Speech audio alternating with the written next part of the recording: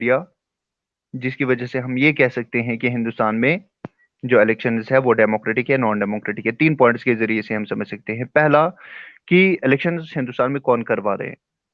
तो उसके लिए हमने पढ़ा, यहाँ पे हिंदुस्तान के अंदर एक बॉडी बनी बनी हुई है जिसको हम इलेक्शन कमीशन कहते हैं। और ये तो हमने पढ़ा था कि अपॉइंट जो है वो चीफ इलेक्शन कमिश्नर जो है उसे अपॉइंट किया जाता है, प्रेसिडेंट जो है उसे अपॉइंट करते हैं, और वो उसके बाद जो है वो अपॉइंट हो जाते हैं तो वो जवाबदेह किसी के लिए भी नहीं बन जाते हैं। और जो भी उसके बाद गवर्नमेंट के एम्प्लॉइज होते हैं, मुलाजमीन जो होते हैं, जब इलेक्शन टाइम आता है तो वो इलेक्शन कमीशन के कंट्रोल के अंदर काम करते हैं। तब गवर्नमेंट के हिसाब से वो काम नहीं करते हैं, सिर्फ इलेक्शन कमीशन के हिसाब से, जैसे इलेक्शन कमीशन उनको डायरेक्शन देगा उसी डायरेक्शन के हिसाब से वो काम कर रहे हैं। नाउ दूसरा पॉइंट तो हम ये कह सकते हैं पहले पॉइंट के पढ़ने के बाद कि इलेक्शन कमीशन जो है हिंदुस्तान में इलेक्शंस करवा रहा है। और इसकी वजह से हम ये कह सकते हैं, इसकी वजह से हम ये कह सकते हैं कि हिंदुस्तान में जो इलेक्शंस है वो डेमोक्रेटिक इलेक्शंस है, क्योंकि इनमें फ्री एंड फेयर इलेक्शन जो है वो इलेक्शन कमीशन करवा रहा है। और सेकंड पॉइंट ये हम जानेंगे, पीपल्स की पार्टिसिपेशन क्या है। अगर पीपल्स की पार्टिसिपेशन नहीं है, देखिए पहला पॉइंट, अगर इलेक्शन कमीशन नहीं होगा, ठीक है, एक पॉलिटिकल पार्टी इलेक्शन जो है वो हेल्ड करवाती होगी हिंदुस्तान के अंदर और वही जीतती होगी, ठीक है, तो हम हिंदुस्तान में कहेंगे कि ये नॉन डेमोक्रेटिक इलेक्शंस है, क्योंकि यहाँ पे वही पॉलिटिकल पार्टी इलेक्शन जो है वो करवाती है जो पावर में होती है, और उसके बाद वही फिर से इलेक्शंस करवाने के बाद फिर से वही जीत जाती है और वही इलेक्शंस करवाती है और वही रूलिंग पार्टी में भी आती है और वही गवर्नमेंट जो फॉर्म करती है।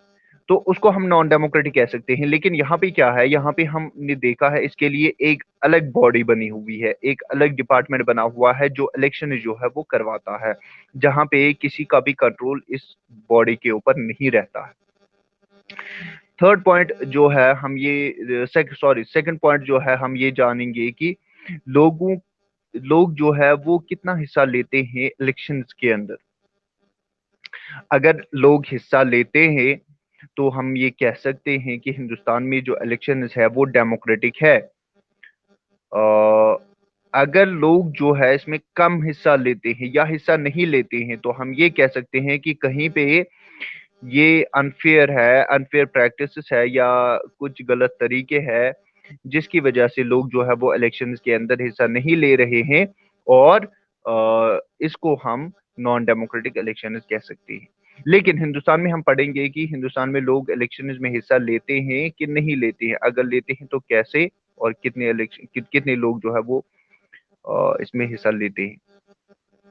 देखिए लोग जो है हिंदुस्तान में वो तो हम जानते हैं इलेक्शन में हिस्सा जो है लेते हैं, तब जाके हिंदुस्तान में जो है वो गवर्नमेंट जो है वो फॉर्म की जाती है, ठीक है। तो इलेक्शन वो किए जाते हैं, लोग जो है उसमें वोट्स डालते हैं, ठीक है, अपना वोट जो है वो कास्ट करते हैं, और उसके बाद जो है वो वोट कास्ट करने के बाद अपनी पॉलिटिकल पार्टी अपनी या अपने कैंडिडेट को वोट कास्ट करने के बाद पॉलिटिकल पार्टी जो है वो रिजल्ट के टाइम पे इलेक्शन जीतती है या हारती है, वो वहीं पे पता चलता है। लेकिन यहाँ पे लोग जो है वो शामिल हो जाते हैं इलेक्शन के टाइम पे इलेक्शन डालने के लिए। तो लोगों की पार्टिसिपेशन कितनी है, लोगों की हिस्सेदारी कितनी है, लोग कितना इसमें पार्टिसिपेट करते हैं इलेक्शंस के अंदर, वो हम इन कुछ पॉइंट्स के जरिए से समझेंगे। पहला पॉइंट, वोटर टर्नआउट। आपके सामने बुक आपकी होगी, उसमें है वोटर टर्नआउट। पहला पॉइंट है वोटर टर्न आउट जो है, voter turn out in India and UK लिखा होगा। चलिए हम वोटर टर्न आउट के बारे में आपको समझाते हैं, उसके बाद यूके और इंडिया में आपको बाद में समझाऊंगा। लेकिन वोटर टर्न आउट होता क्या है? वोटर टर्न आउट होता है कि कितने कैंडिडेट, कितने जो वोटर्स है जो वोटर लिस्ट में आए हुए हैं, और उनमें से कितने वोटर्स ने अपने वोट कास्ट किए हैं। अगर आपको डिफिनीशन भी सुननी है तो डिफिनीशन मैं बता देता हूं इसकी। Voter turn out means the percentage of eligible voters who cast a ballot ballot in an election। तो वोटर टर्नआउट का मतलब होता है कि कितने लोगों ने वोट डाला। ठीक है, तो ये जो है सबसे पहला पॉइंट है कि हिंदुस्तान में हम देख रहे हैं कि हिंदुस्तान के अंदर जितने भी वोटर्स होते हैं जिनको वोट का हक मिला होता है, तो उसमें कितने लोग हैं जो क्या करते हैं, जो इलेक्शन डालते हैं। तो वोटर टर्नआउट अगर हम बात करेंगे यूके की या यूके की, यूनाइटेड किंगडम जिसको हम कहते हैं, यूरोप की बात करेंगे, ठीक है, या अमेरिका, नॉर्थ अमेरिका की बात करेंगे, वहां पे हम पहले पहले देख रहे थे कि वहां पे जो लोग थे वो ज्यादा से ज्यादा हिस्सा ले रहे थे इलेक्शन के अंदर। ठीक है, लेकिन उसके बाद हिंदुस्तान के अंदर हम देख रहे हैं, हिंदुस्तान के अंदर अब लोग जो है ज्यादा हिस्सा लेने लगे हैं। और ये जो यूरोप है, यूनाइटेड किंगडम है या नॉर्थ अमेरिका है, इन कंट्रीज के अंदर अब जो लोगों की पार्टिसिपेशन है इलेक्शन के दौरान या वोट डालने की पार्टिसिपेशन जो है वो कम हो गई है as compare to India. So we can say here that in India, the people's participation is much more than the European or the United Kingdom or the North America।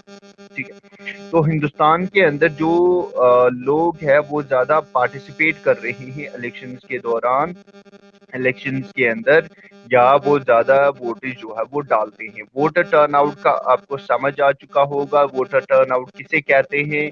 Voter turnout का मतलब होता है कि कितने लोग जो है वो एलिजिबल है, मतलब कितने लोगों को वोट मिला है। ये एक परसेंटेज होती है, परसेंटेज, वोटर टर्नआउट जो है वो परसेंटेज होती है। ठीक है, इसके जरिए से परसेंटेज निकाली जाती है इलेक्शंस में कि टोटल कितने जो है वोटर्स थे, लोगों को जो वोटर्स थे, या कितने वोटर्स को वोट मिला था, वो जिनको वोटर लिस्ट में नाम आया था, और उसमें से कितने लोगों ने उसमें वोट जो है वो डाला।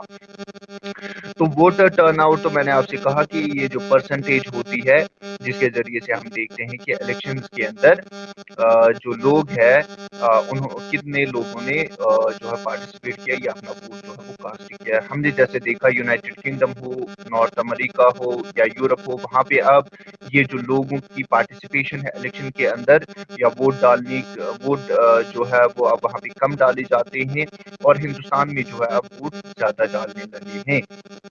जो लोग हैं यहाँ पे वो ज्यादा वोट डालने लगे। सेकंड पॉइंट मैं आपको बता दूं कि हिंदुस्तान में क्या होता है, आमतौर पे वही लोग वोट डालते हैं जो गरीब होते हैं, और जो अनपढ़ लोग होते हैं वो वोट जो है वो हिंदुस्तान के अंदर डालते हैं। हम अपने यहाँ पे बहुत सारे स्टेट इलेक्शंस होते हैं, ठीक है, हमने भी देखा हुआ है कि ज्यादातर जो अनपढ़ लोग होते हैं, इलिटरेट जिनको हम कहते हैं, ठीक है, और उसके साथ साथ जो गरीब लोग होते हैं, वो लोग जो है या छोटे सेक्शन के या छोटे तबके के लोग होते हैं, वो वोट जो है वो डालते हैं। ठीक है, लेकिन अगर हम दूसरी तरफ देखेंगे कि जो यूरोप और अमेरिका के अंदर जो है वहां पे वोट जो है वो वही लोग डालते हैं जो लिटरेट होंगे, पढ़े लिखे होंगे, और उसके साथ साथ वो रिच होंगे। तो हम कह सकते हैं कि यहाँ पे ये डिफरेंट है। ठीक है, एक अलग तरीका यहाँ पे डिफरेंस ये आ जाती है इन दोनों के बीच में कि हिंदुस्तान में पुअर लोग और जो अनपढ़ लोग हैं वो वोट करते हैं, लेकिन जो बाकी यूरोपियन कंट्रीज है या अमेरिका है वहां पे वो लोग वोट डालते हैं जो अमीर होंगे और जो पढ़े लिखे लोग होंगे। ठीक है, खासकर बॉयज। ठीक है, और इन दो पॉइंट्स में कहीं पे भी कोई भी कंफ्यूजन या कहीं भी कोई भी क्वेश्चन, कुछ भी बोलने की जरूरत। अब फिर अपना ऑडियो जो है वो आप अनम्यूट करेंगे और मैं आपको आपका कंफ्यूजन या आपका क्वेश्चन क्लियर करूंगा। किसी को कोई क्वेश्चन, कोई कंफ्यूजन इन पॉइंट्स में जो मैंने आपसे अभी। Now there is third point. Hindustan में तो हम देखते हैं लोग जो है वो क्या करते हैं, वो पार्टिसिपेशन लेते हैं, हिस्सा लेते हैं, ठीक है, इलेक्शन के दौरान, कैंपेन्स के दौरान, रैलीज होती है, वहां पे लोग होते हैं, ठीक है। इसकी वजह से क्या होता है, इसकी वजह से एक तो लोग, जो पॉलिटिकल पार्टी होती है, उसे तो लगता है कि सपोर्ट मिल रहा है, लेकिन इसकी वजह से उसको प्रेशर आ जाता है। प्रेशर क्यों आ जाता है कि उसे अब नए पॉलिसीज बनानी होंगी लोगों के लिए, ठीक है।